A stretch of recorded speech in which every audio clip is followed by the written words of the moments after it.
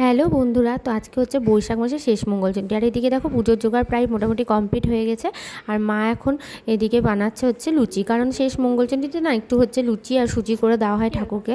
আর এদিকে আমার জোগাড় মানে ঘুম থেকে উঠেই আমি দেখো ফল টলগুলো কেটে নিয়েছি। আর এই যে দেখো রেডি হয়ে আগে ফল টল কেটে ঘরের ঠাকুরগুলোকে আগে পুজো দিয়ে দিয়েছি। আর এখন মা এদিকে লুচি করছে। লুচি সুজি করলেই ব্যাস কমপ্লিট হয়ে যাবে। তারপর ঠাকুরমশাই যে কোনো মুহূর্তেই চলে আসবে, ওই জন্য তাড়াতাড়ি করে আগে ঠাকুরের জন্য কয়েকটা লুচি ভেজে নেওয়া হচ্ছে যাতে ঠাকুরকে দেওয়া যায়। ঠাকুরমশাই আসলে তো তাহলে আর করা যাবে না, সেজন্য মা এদিকে তাড়াতাড়ি করে কয়েকটা লুচি ভেজে নিচ্ছে, দেখতেই পাচ্ছ। এই যে এতগুলো তো হবে না। আর এদিকে দেখো আরও আটা ময়দা আছে, কারণ পরে আরও লুচি বানাতে হবে, কারণ শেষ দিনে আত্মীয় স্বজন পাড়া প্রতিবেশী সবাইকেই প্রসাদ দেওয়া হয়। এমনি দিনও প্রসাদ দেই পাড়া প্রতিবেশীদেরকে, কিন্তু লাস্ট দিন তো আত্মীয় স্বজন সবাইকে বলি আসতে।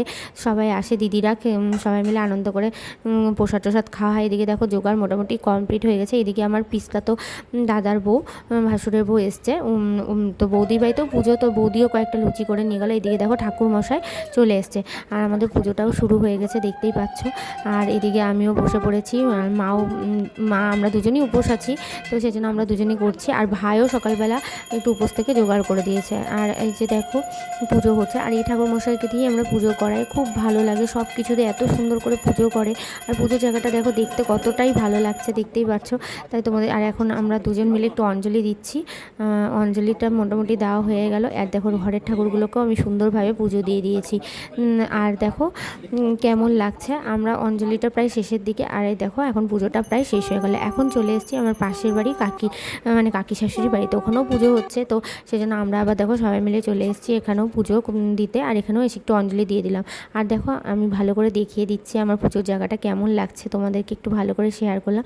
আর এইদিকে দেখো পরে এই যে লুচিগুলো ভাজা হচ্ছে, কারণ এখনই ভেজে রেখে দিচ্ছি, সন্ধ্যাবেলা সবাই আসবে তখন প্রসাদ দেবো, আর পাড়া প্রতিবেশীকেও দিতে হবে। এদিকে একটু আলুর তরকারি কাকি দিয়েছে, তাই দুপুরবেলা আর আলুর তরকারি করব না, রাতে যখন সবাই আসবে তখনই করব। তো দেখো কতগুলো লুচি, মানে অনেক লুচি ভেজেছি।